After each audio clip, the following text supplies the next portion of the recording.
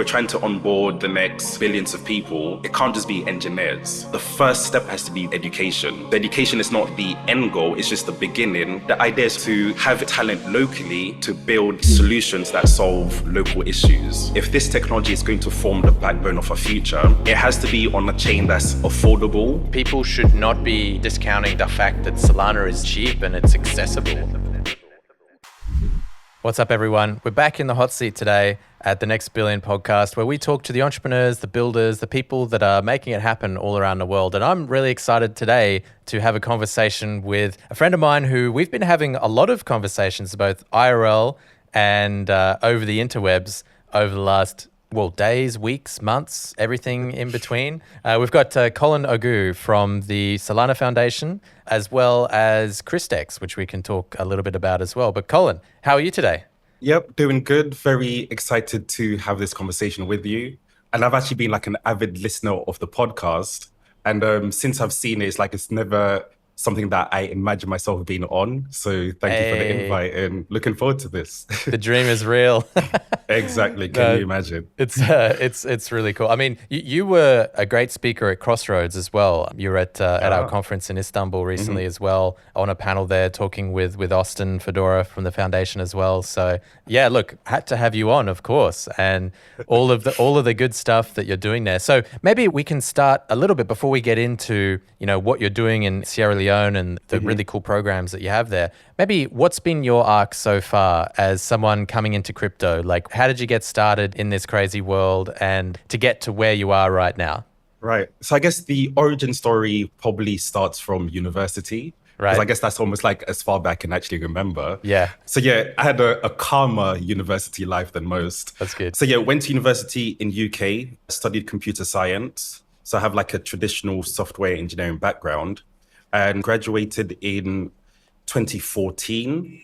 But I'll say I started work in like the tech industry from 2012, because almost like as part of the degree program, we had a year in industry. So I went out to Germany to work, and the company for some reason liked me, so they kept me on. So I kind of say that even though I graduated in 2014, my tech journey or my tech career started in 2012.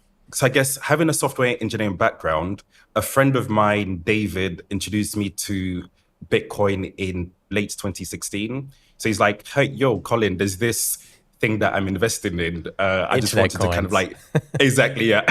I just wanted to let you know about it. So, of course, I didn't really pay too much attention into it until, I believe, mid 2017, where I started seeing like news reports of what the current price of it is. And then I remembered, oh, this is the thing that David told me about that I didn't look into. And if I'd put like any minuscule amount of money in it back then, I could have been rich by now. So almost like the FOMO as I think kind of like everyone thought back in the day. Exactly. Yeah. So I think most people have like the same stories, so to speak. So yeah, it's like, oh, I could have made all of this money. Let me at least put some money into it now.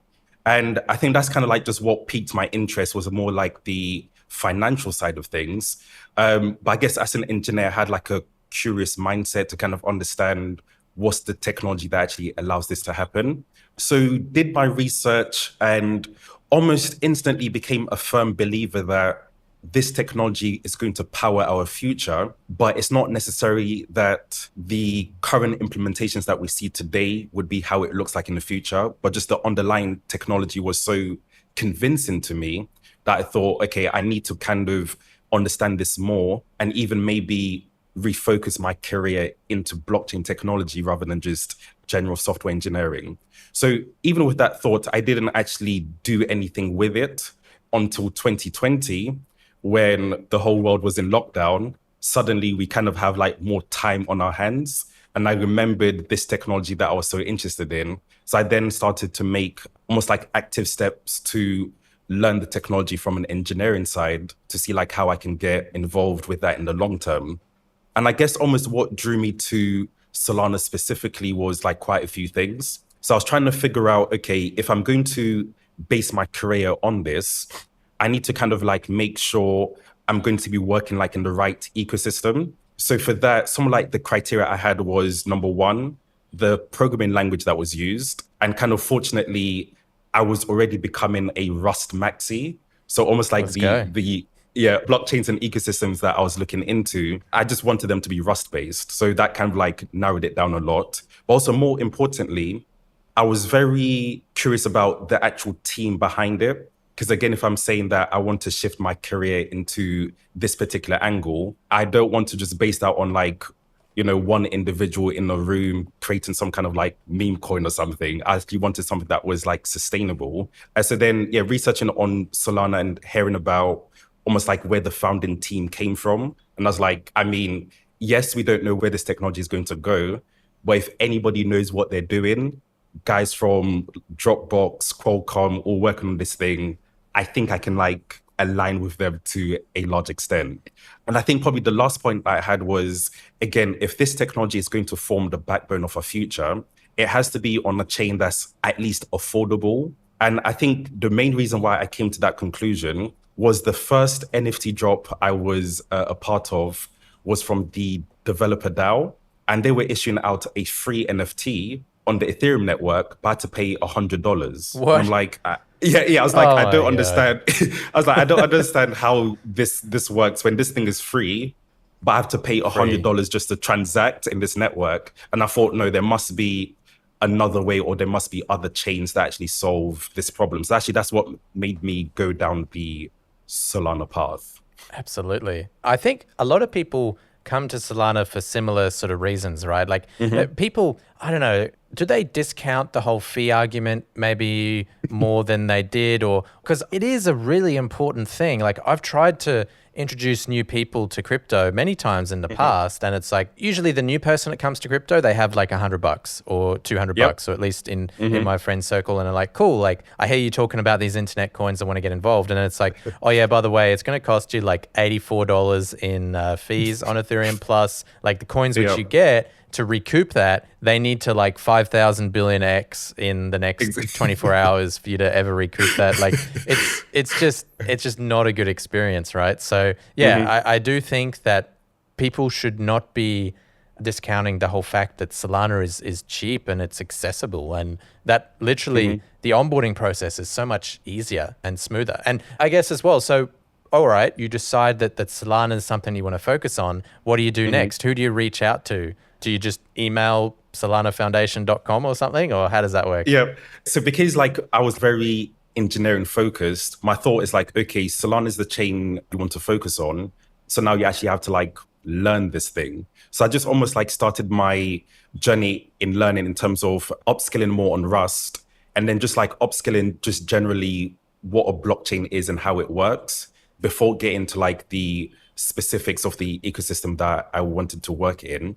So when it came to like the Solana education, back then, I think that's like where the chewing glass meme actually stemmed from, because there was literally little to zero documentation that exists. Yep. So yeah.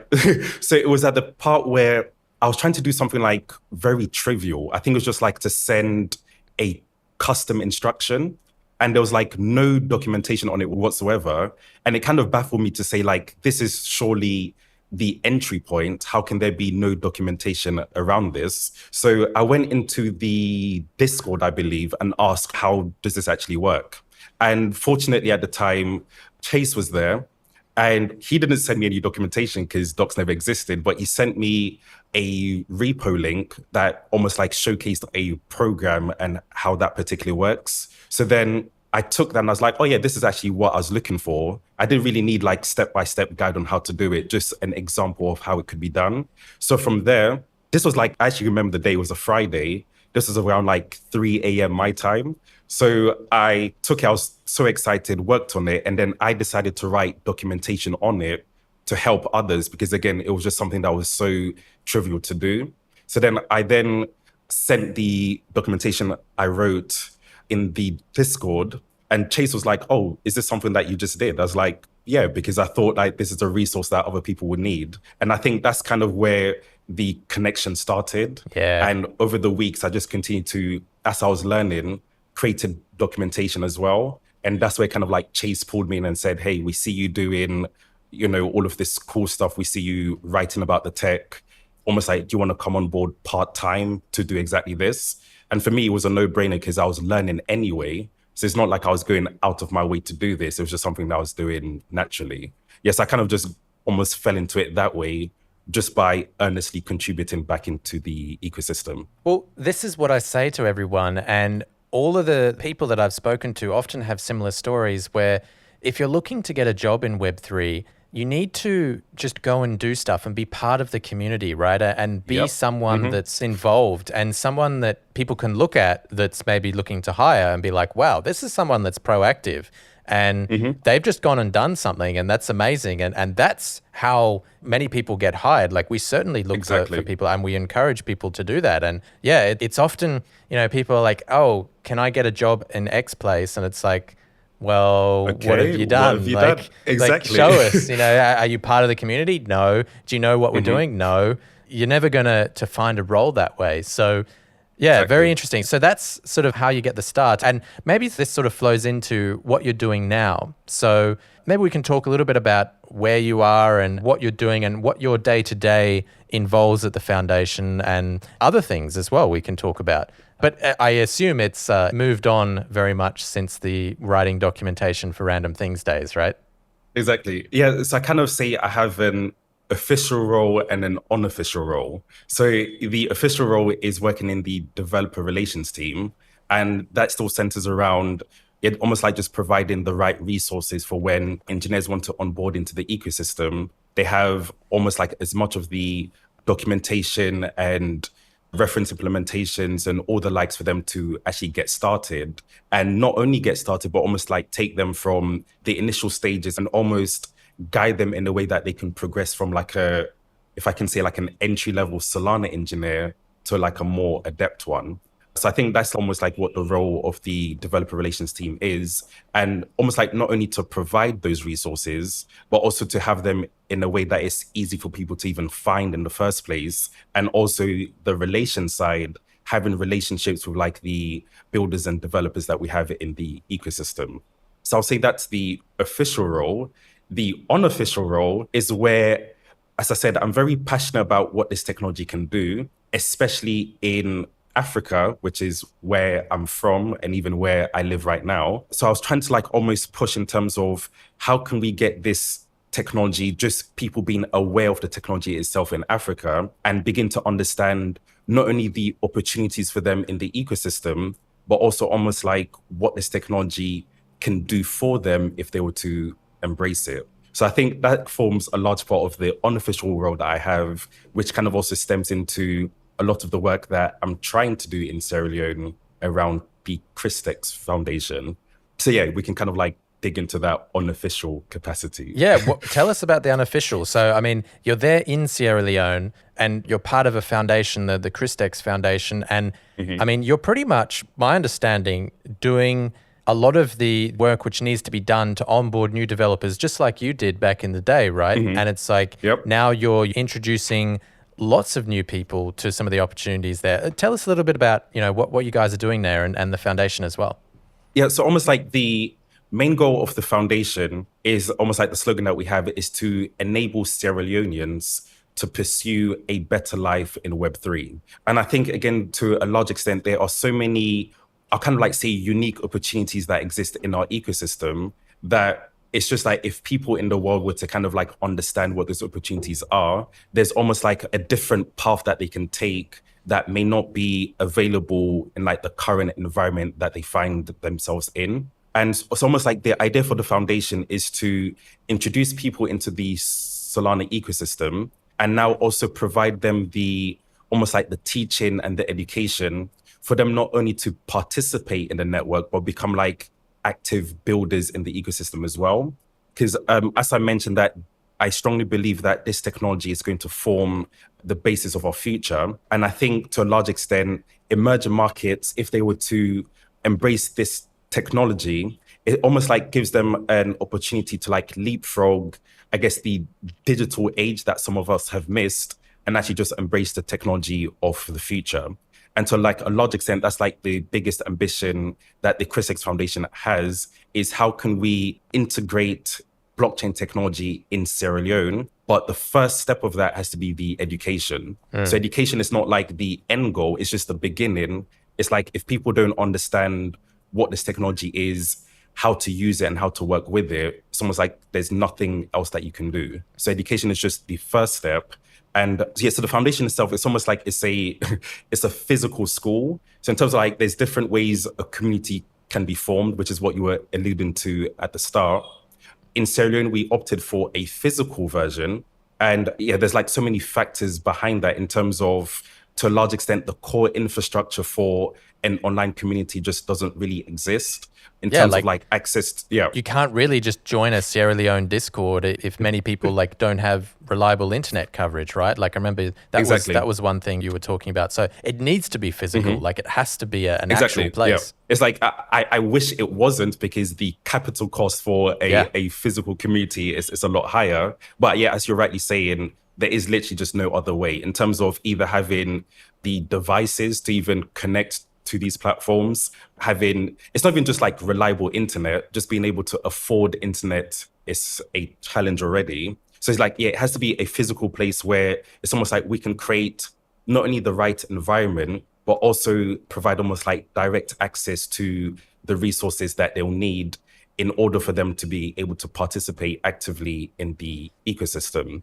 And I think almost like to a large extent, people are not inherently smarter just because of like where they were born or where they live. I think some of the main things that begin to separate us, again, is just that having that right environment and having the freedom or the ability to access those resources just doesn't exist in other parts of the world. Yeah, and that's what you're doing. So you're building a physical school and you're training students as well. You have a program that is training developers. Maybe talk us through the steps with that. And you know, we were talking about how, you know, because anyone can just with an internet connection can work online and you can get a job online and you can do stuff. That's such a benefit to the GDP of any country around the world that you don't have to worry about the encumbrances of where you might be, right? Like I use this example a lot. I had a team in Ukraine in my first startup and they would say that, you know, it's great working online because if you were to work in any other industry in Ukraine, like you have to deal with the corrupt customs officials and, you know, the government paperwork and all this kind of stuff. And look, there's 180 countries plus around the world and it's not easy to work everywhere.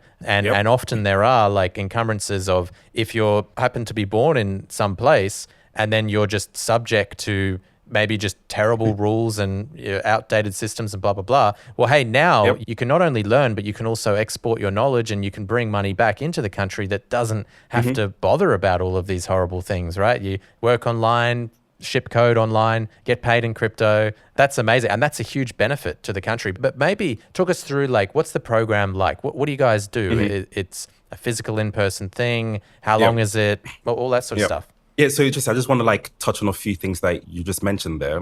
Almost like to like a large extent, I've always felt that technology is like the great equalizer. Like as long as you can like just embrace even Web2 tech, it actually allows you to almost be oblivious or be unaffected by the surroundings that you find yourself in, to kind of like the extent where as long as you can, let's say, learn front-end development, back-end development and the likes, you now have the ability to be based wherever you are and have a remote job.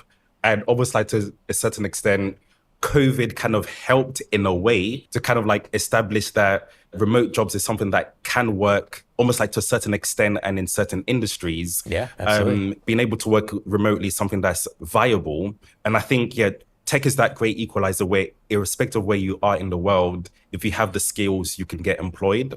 And again, that's kind of what got me almost like so interested into Web3 specifically, because I think it's almost like a bigger manifestation of that idea, where it's almost like in Web3, it's not really about even the nationality that you are. You're just almost like an address. Whatever that address is, whatever the entity behind that is, doesn't really matter.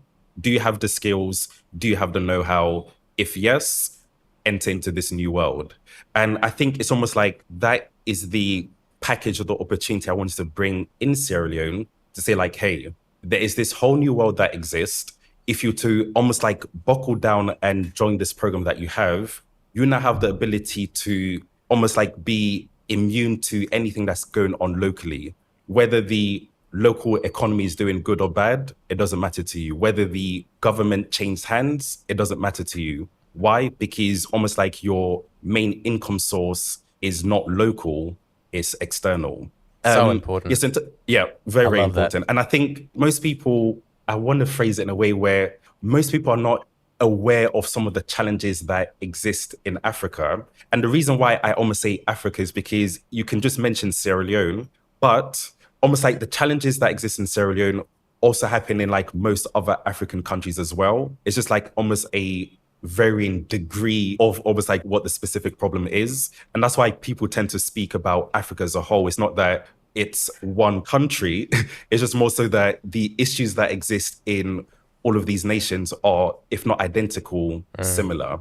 So the program is kind of styled, or if I should say initially, I think it was kind of like styled as almost like a developer creator in terms of you come in however you are, and by the end you leave as an engineer who is either capable of being hired in the ecosystem or being able to like complete the different ecosystem like work that we have. So for example, you can go on earn.superteam.fun, or I believe like Step have a program similar to that as well, where you can just go and do some small task and earn some money that way.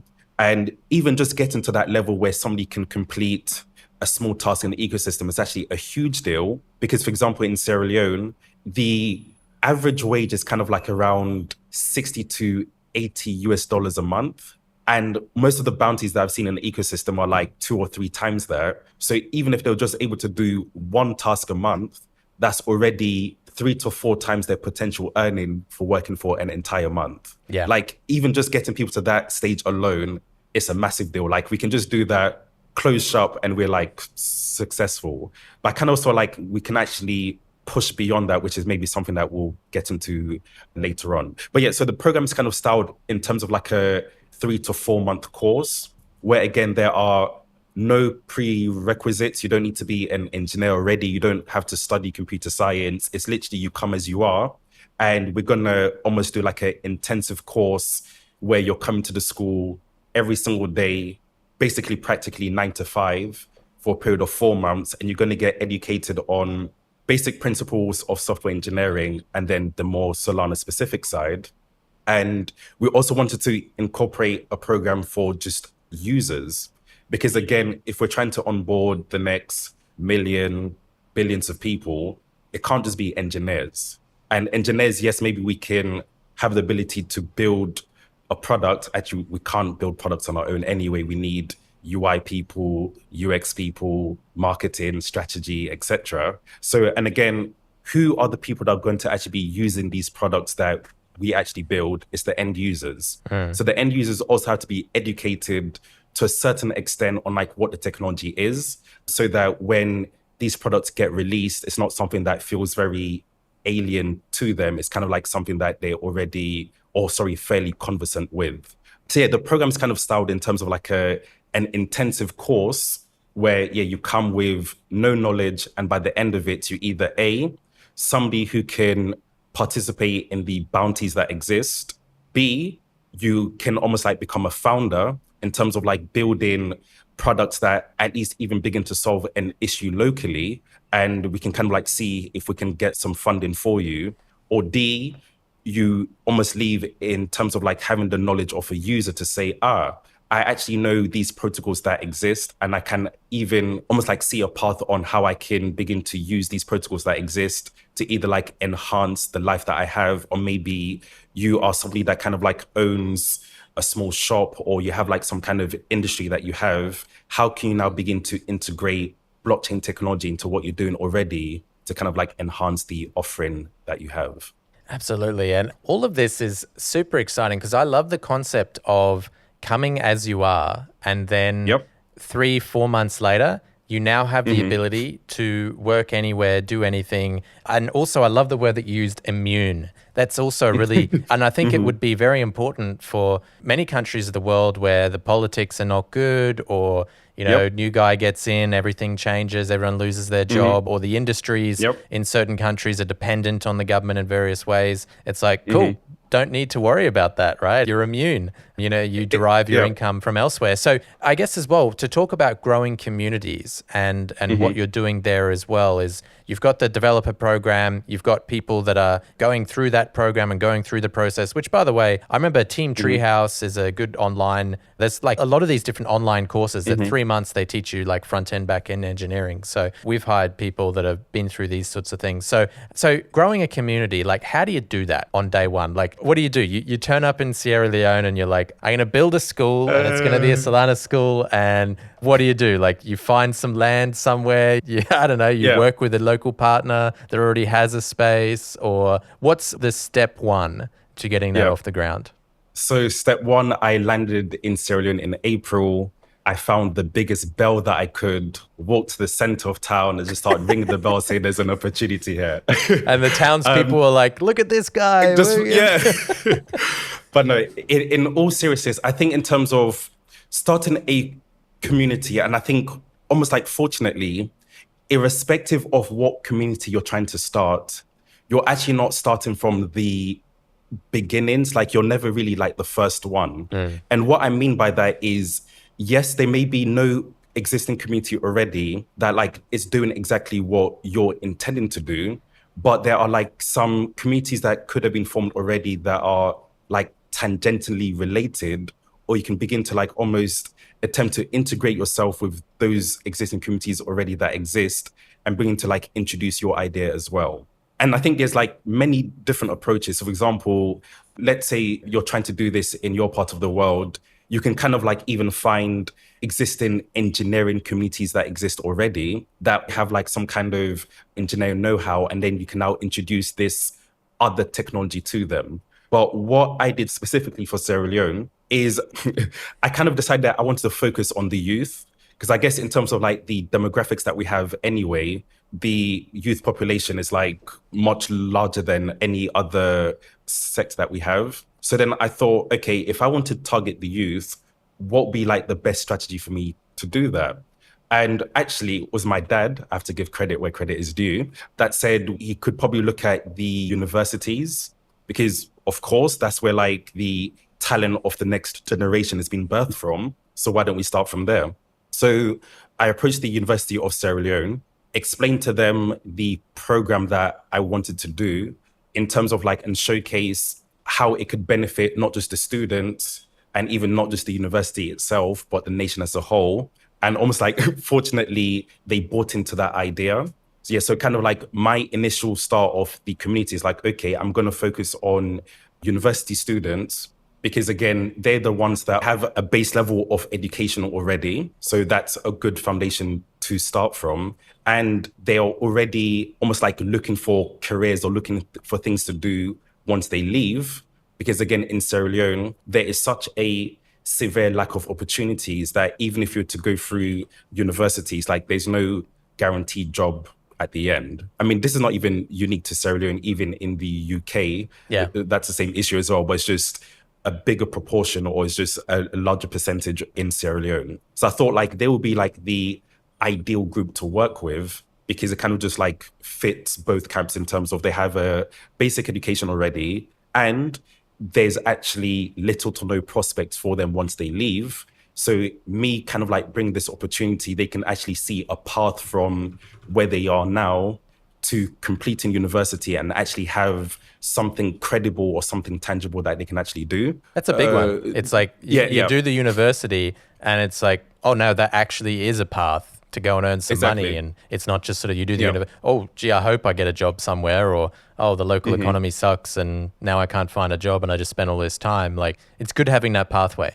Exactly, yeah. So I guess like the main lesson there is, for whatever community you're trying to build, almost like, try to find who your potential target audience is and you go where they are. So in my case, my target audience was the youth. So where are the youth? The universities. So that's where I went. So for somebody else, it's like, you might have to find an existing tech community that exists, or if it's like something fashion related, go find where do fashion people go and just go there, mingle with them, and then begin to like grow your community that way. So you're never like the one that is doing the initial groundwork. There's always like some kind of community or some kind of club or some kind of place where the group of people you want to attract where they are, you go to where they are, you go meet them. Absolutely. And so you've got the school up and running, you've got students going through it. What does the next steps look like? Like, where do we go from here? And particularly maybe for the Sierra Leone context, what do you want to see happen, let's say like a year or two from now? Is there going to be more programs? You mentioned like you need more than just engineers to build products as well. So is there scope there for people learning other skill sets that might be necessary? Or what's your sort of vision for how things would unroll?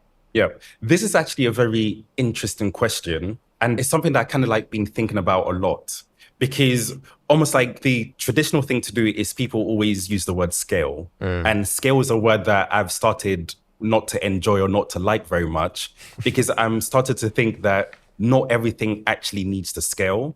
So a lot of people that maybe hear about this program, they're like thinking, oh, when are you going to go to other cities in Sierra Leone, or when you're going to go to like other nations in Africa as well? And I'm like, nah, I don't think that's actually what I want to do. I kind of want to maybe almost like style it in a way where you have a blueprint for you or for other individuals to go do this yourself in the cities or in the countries where you are. So that's one thing. So I'm definitely not trying to scale this in terms of now we're going to have multiple schools up and running and the likes of that. So I'm not going down that particular route. For me, I think what success looks like is even if in the next year or two, there is at least one strong Solana ecosystem project that is based and founded in Sierra Leone. For me, that is how I'll kind of define success for us. So it may not be like this big of like, we need 10 projects and 50 million in funding. I'm like, that's not really what I'm after. I'm just like trying to validate the thesis that I have that if you're to provide the right environment and the right resources, anybody has the ability to make it. So I just want to like see if that model can actually work. So that's the first angle. Can we get one successful Solana ecosystem project based and founded in Sierra Leone? That would be like tick number one. And I think once we get to that stage, and as I mentioned, the idea of this foundation is to almost like lead Sierra Leone through a blockchain adoption. So in order for us to do that, where we can start getting integrated with other industries in Sierra Leone, we need the local talent pool. Because if we're going to try introduce this technology and say, hey, we can build this product for the real estate sector, we can build this product for the agricultural sector, okay, that's great, but who's going to build that for us? Trying to like hire engineers in US, UK, and other parts of the world, not only is it expensive, it's also more so, I think to a large extent, a lot of the problems that we have in Sierra Leone, I kind of say like they're not sexy. They're not like some massive like technical prowess and, it's like even the basic stuff that from the Western world, it kind of like exists and it's not things that you think about. We don't even have those.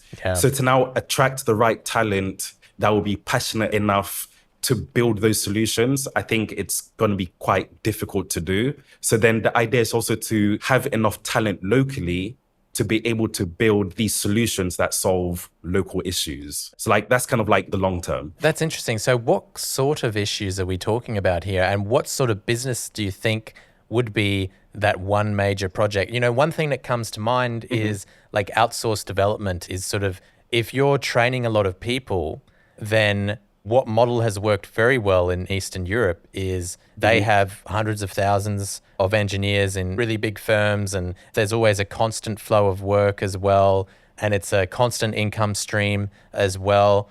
That would be my thought. Would that be a thing? And maybe that would fit into building just digital systems for stuff. Doesn't matter if it's the local water company sending you a bill or something or whatever it is, right? Like whatever the digital system is, just having people that can build it. But what do you think is going to be that company, or what would you like to see? Yeah, so I have to be very honest with this audience in terms of like, that was the original thesis that I had in mind. In terms of let's just generate engineers that can kind of like create almost like a developer house where if you need any work done, there's these pool of engineers that are here that are certified, they're trained in NFTs, DeFi, etc. So yeah, that was the original idea, and that's kind of how the program was styled. But then I came to realize over time that the demand for that isn't actually as high as I initially thought, or it's not as high as I thought it could be. And I think, like, of course, crypto goes through boom and bust cycles very quickly. And definitely in the bear market times, the opportunities are scarce. And that's just not even from just an engineering perspective, even companies like trying to raise money for funding, that's difficult to even begin with, let alone having so many opportunities for people to get hired. So coming to that realization, we kind of had to pivot from not like trying to focus on generating engineers for like this developer house idea. It's kind of more so, how can we now incubate these people in a way so that either A, they can become founders themselves and begin to like have the ability to hire locally. So that's like one idea. And I think that's also why, to a large extent, I've almost like put self-imposed constraints on the school in terms of like how many people we even take at once, is to kind of like be able to like manage, okay, if we can have, let's say, 3 or 4 projects per cohort that we have, that is something that is sustainable enough for the rest of the people in the cohort to get hired by these 4 teams. Because again, the stark reality is like, I don't think there is that many opportunities currently in the ecosystem to just be like churning out engineers every 4 months. Yeah. So the idea is, A, can we actually try to make these people founders? But B, which is where like some of the strategic partnerships come in, which is like partnerships with not only the university, and try to partner with local startups as well, who have a particular product that they're working on. But if they were to integrate blockchain technology, actually makes the product that they have better. So now we're also now almost generating that local demand for the talent that we are producing every 4 months. So like trying to go down that avenue of working with local startups, working with the local university to almost like self-generate a local demand that may not always exist globally. So like that's the angle we're taking now. And of course, since we're generating these engineers, when there is a bull market, there's tons of opportunities, and in a bear market, there's still demand locally. Absolutely. And, you know, one thing that probably by the time this goes out, we'll be live with it, but we're looking to get a Solana All-Stars kicked off in Sierra Leone with your help, of course. And I think this is one of the ways that we can help build this community of people that understand what these crypto opportunities are all about. And maybe that you never know where these things can end up, right? Like people might go to these meetups, they exposed to a bunch of things. Maybe they want to start building it. Maybe they find a way that it could be better. Maybe they're just users of new products and they want to introduce that to whatever Web2 place or wherever they are in the world. So I think like it's about connecting to the rest of the ecosystem, right? And obviously you have the resources from the foundation and your time there and understanding like how that has helped grow a number of developers, which Solana does really well, is grow the number of developers. And I know this is a thing which Chase thinks about as well, is how do we turn these... So this is not a problem unique to Sierra Leone. It's a global problem. It's how do we turn these engineers that understand about stuff into building projects which are sustainable? Because you definitely, you need that as a core element, right? So so the interesting thing on that angle is I also firmly believe that not all engineers can become founders or even should become founders. And I think that's why I'm also very interested in the non-engineering side, just like the users, for the users to get involved as well, because I think that intersection is where we'll actually see like real products that get built that solve real problems. And I think we need to almost break down this wall of this is like an engineering only thing to actually begin to open up the space to other people so that maybe they are better founders, but of course they need the engineering backbone as well. So let's bring these two sets of people together, because again, not every engineer can become a founder.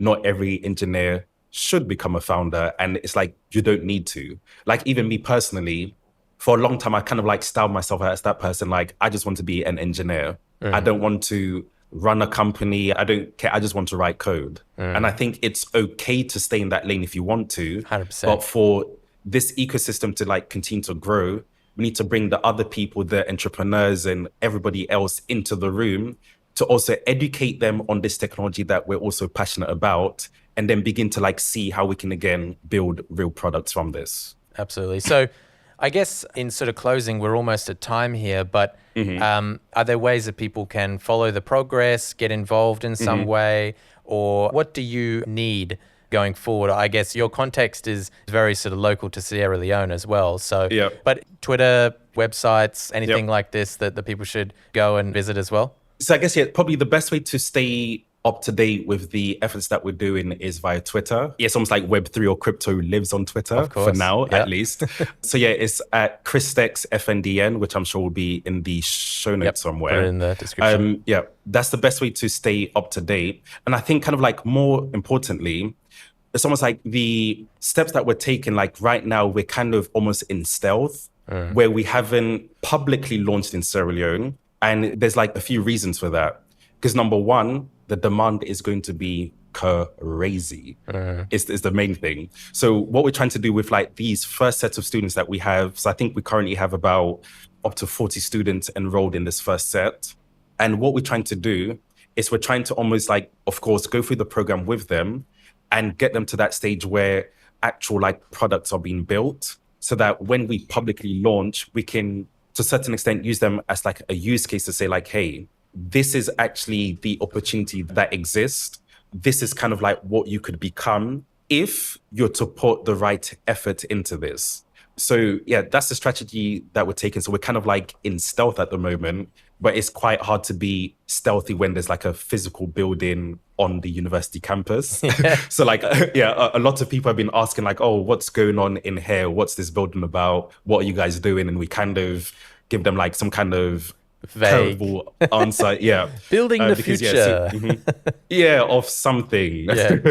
So there isn't like too much activity on the Twitter account at the moment, but that's intentional, so that we can get these first set of students done, have actual products being built with them, and then we can now begin to make noise about what we're doing, how other people can get involved, and how the next set of students can begin to enroll. Because almost like in our, I can't even call it like a pre-registration list, but in terms of like in our waiting list, it's already like 600 people strong. And that's without any marketing, any public thing. They've just seen the building that exists, started asking questions to like their lecturers, and then, So that's why we decided that if we were to open this up now, the demand was just be almost overwhelming. So we're actively in stealth at the moment, probably until like September, October timeframe. Sounds good. Well, I think on the All-Stars front, educating everyone, we definitely want to get that kicked off very soon. So I think that can help pave the way for everything else that'll come. And also, I would mention that, Solana ecosystem has a lot of really great opportunities for anyone out there who is thinking of wanting to do their own thing or just wanting to get started in the ecosystem with bounties. So you mentioned Super Team. Super Team's great. They have teams all over the world in different countries. And essentially at Step as well, we have our bounties, which are similar kind of stuff, more focused on the things that's not quite engineering. We do have, I think, a few engineering things, but if you have different skill sets elsewhere, I know Samo DAO is another good one. They have more people like writing content and stuff for Samo, and the content that they create is amazing, and it's really well thought out. And I think there's quite a few other DAOs as well that all have bounties available for people. So definitely check out some of those. We can put them in the descriptions as well. But very excited to follow the progress. I'm super happy for what you're doing and pioneering literally as well. And like you, I want to see 10 projects in Sierra Leone that are all part of the Web3 ecosystem that are doing awesome stuff and employing people and doing really cool things. And it's an exciting journey. So thank you so much for your time today, Colin. Also check out Colin on Twitter as well. Your Twitter handle is like C_OGOO. Quite simple. Definitely. So check out Colin. And we'll put all the links in the description. It's been a pleasure having you on today on the Next Billion podcast. So we'll have to get you back maybe when things launch in September or something like that. So for sure, thank you for having me. It's been a pleasure. And I have to say big shout out to Step Finance, because I think you guys are doing something very different, where you've put the ecosystem on your back, where you are actively trying to grow the Solana ecosystem and not just focused on the product and protocol that you're working on. So yeah, it's like huge shout out to what you guys are doing. Super interested in the All Stars program because it's just like heavily aligned with some of the ideas that I had. So it kind of like at least gives me some confidence that I'm not too crazy, or maybe you're just equally as crazy. Equally as crazy, but hey, you know what? It's the crazy people that change the world. So exactly. Yeah. Awesome. So yeah, big shout out to you guys. Oh, thank you so much. Well, look, it's a team effort for everyone involved. So yeah, we want to see more people carrying the torch. So all the best, and we'll be in touch soon. Go check out Colin. Thank you so much for being today. Yep. See ya. Ciao.